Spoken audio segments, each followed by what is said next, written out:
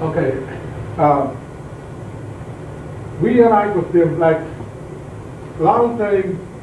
This slide here should have been in another place. But anyway, back in the early days, and you can see the age of those planes, they were interacting with these UFOs, and they shoot at them, and the UFOs shot down a lot of military planes that we don't know about. They still do.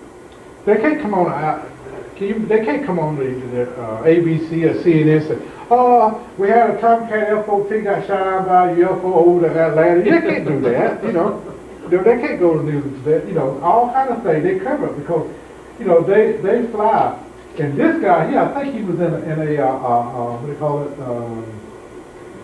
SR-71, because you see the space type uniform. The spy plane like SR-71 and the U-2, I think it's what U-2.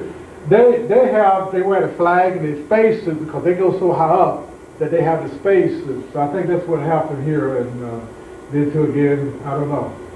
But they interact with these things. And there's a video out. I saw a documentary once about this captain got shot down by one of these things.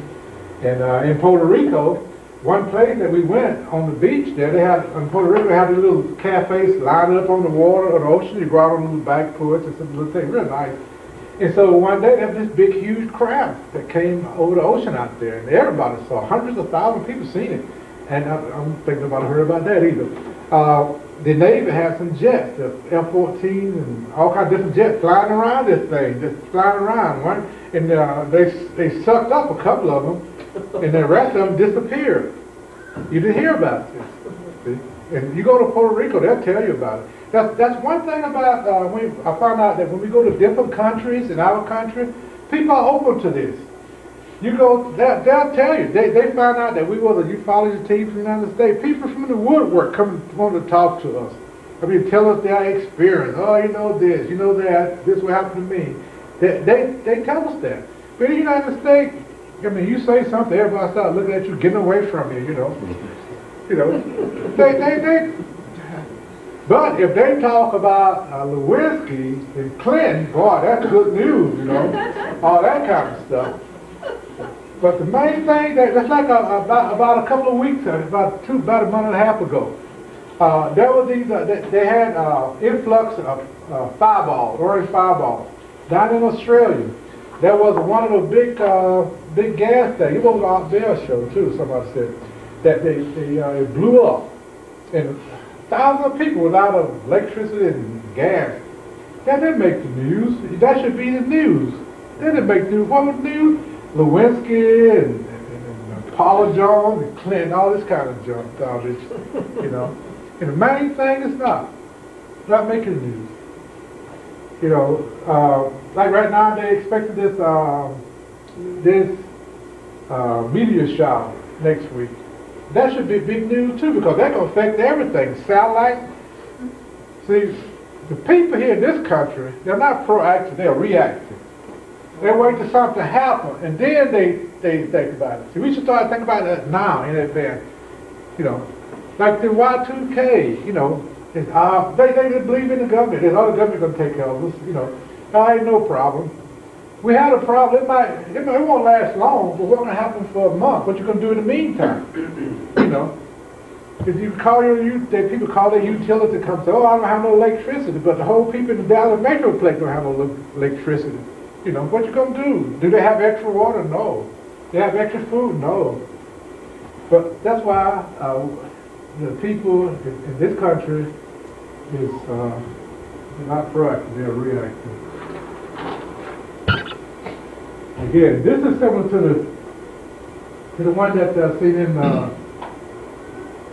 believe this was, who is that? I think off the coast of North Carolina, somewhere around they had this type of craft that our planes fly around all the time. This happens. And people, see, in the military, people, you have secret clearance.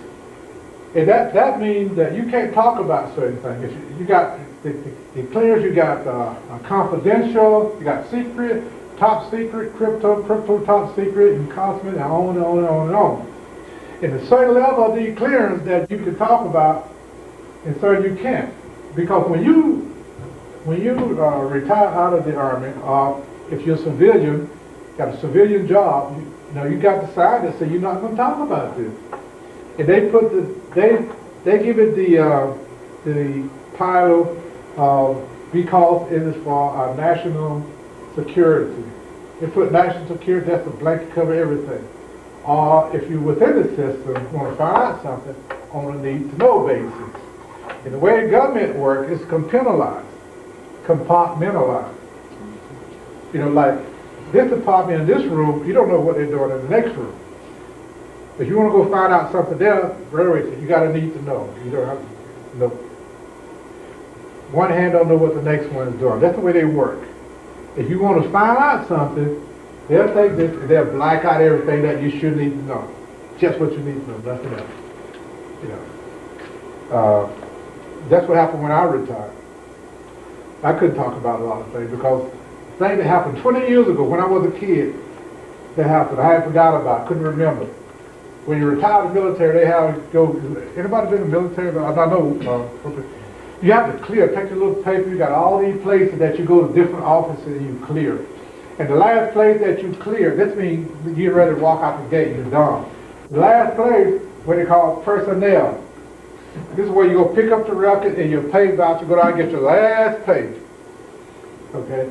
Then they got the people that have these things that they can't talk about. They got one line on it is highlighted. At least for me, it was highlighted. And everything else was initialed off, was checked off, but that one place. So I go to the personnel, so I go, hey, I want to get out of here. I can't do that. Colonel such and such got to come. What do you mean? I said, there's not him, somebody else. And I was sitting there, and there this colonel came up with his Air Force uniform. Check this. I'm in the Army, this guy in the Air Force. He come up with this thing, his briefcase, and called me to the table. I sat on one side, and he's not smiling at all. No sense of humor. I said, how you doing, sir? And he brought this, took his paper out. He handed me the paper. He said just what he was supposed to say. He said, this, and if you do this, you could forfeit your retirement benefit. You could be fined for so many $1,000. You could go to jail.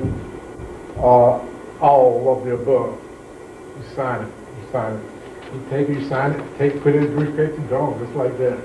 That's it. Nothing. How you doing? Or what you gonna do? That's the way it is. Nothing. I never seen this guy. But a lot of things that I do talk about, it wasn't on. I know what to talk about, not to talk about. I wasn't on that far. Okay, this is just down in China Lake. This is when I was in Mojave building down in California. I believe what year was this? Before it was Vietnam. I think this was probably about 1966, I believe. Anyway, we were on a maneuver down there in Boston, outside of Boston. And they came and got me. Like I said, they were always, I was part of this team that no matter where I'm at, they would come get me. They came and got me. And me and my buddy, he went to secure this place. That means that don't let nobody in, don't let nobody out. We went to this farmer, just took over this place. The poor guy, he didn't know what was going on. He said, I got my rights, I'm going to go get the sheriff, y'all can't be here. So my officer came down and told me he better sit down and shut up, And I didn't like that, but you can't do nothing, Just like people like after the Vietnam War, people come up and throw blood on us and spit on us and do everything. Say that, we just have to. We have to do that, we can't argue with the government. But anyway, we were here. We were taking pictures. We were supposed to put that little hills thing there. We were supposed to don't let nobody come in there. So we were bored. Been out there about an hour, so nothing happened. We were taking pictures and stuff. So we took a picture of me, I took a picture of him, and okay, here. Okay. This thing right here. What happened was, while we were taking pictures, this cloud slowly came up, slowly came up, and got up about there, and it stopped. And the cloud disappeared, and there was a beautiful little UFO in there. And the thing just flew away. And minutes after it flew away, they told us to come in, call us over race to come in. That's what happened. You see I mean, things like that happen. But it sounds like they were aware of it. They probably were. And like this is a picture of, now, in the early days, this is a stealth fighter here. While they were developing this. That's why sometimes people see something, they think a UFO is not a UFO, and sometimes they are UFOs.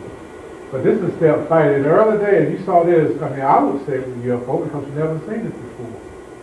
But they developed it. Now, the question is, how did they get that technology?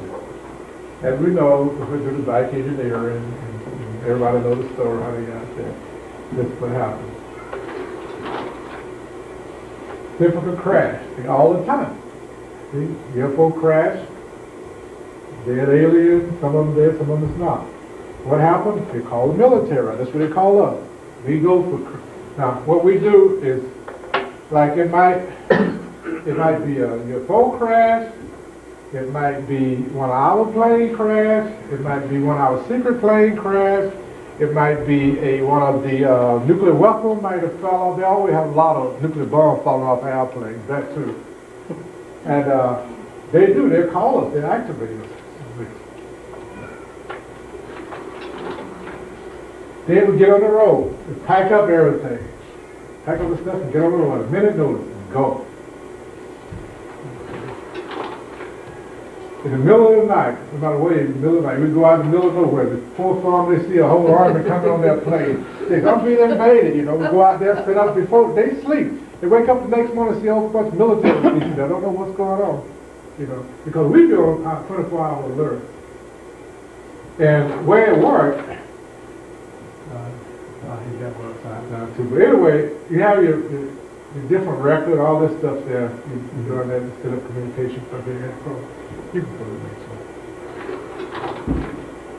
You can go to the next one. Yeah. Okay, now, before I get into the way it works is that wherever, like our policy, wherever I would go, you have order to go to a different country, a different place. They would take a copy of my order and send to this non-existent, department that don't exist. We know it exists, but it don't exist. And so they know where I'm at. They're like a lot of other people. So if I'm in Europe, in the wall, whatever, if something happens, the communication works so fast, they'll send it right down to the line. No matter what am I doing, in the middle of a battle, like in Vietnam, I could be in the middle of a battle out there, shoot my dear life. I get an order, they come, you gotta go. In Germany, a lot of times maneuver, out there. I didn't mind it then because they're awful cold in Germany. It would take me out of there, I didn't mind that. But anyway, they'll come get you, take you out. It's the way you got to go on the cover was that we were on this emergency, quick reaction emergency relief team. Like if they have we also go like if they have a earthquake or something, need people to go. That's where the cover up. It's like in Grenada. I was stationed in Massachusetts, Fort Davis, Massachusetts, during this Grenada. Remember when they invaded Grenada? So I was one of the people who went down there, except I didn't go on the island, but I was off on the ship. I was just sitting up there, dish with the communication, for those type things. So anyway, this particular time here is in Panama, when we're getting ready to go out. This is our motor pool, and this was our craft shop in the recreation room. You go here, you hear everything, because this was the joint military base. You had the Navy, Air Force, and Army, everybody together. And being American, we can't keep secret. Americans, they got to talk, And you go to hear all kinds of things going on there. And that's what they found. I went there, and they knew about these things going over us when I talked about earlier. And that wasn't supposed to be, And this is that beach I was telling you about here. This is equipment that we had, the guns here, the missile was down here, the Charlie Company, and we was over here. Another one. This is the gun you see. That's my buddy Gerhard here from Amarillo, Texas. He's the old man by now. Question. Okay, now you can turn that off. I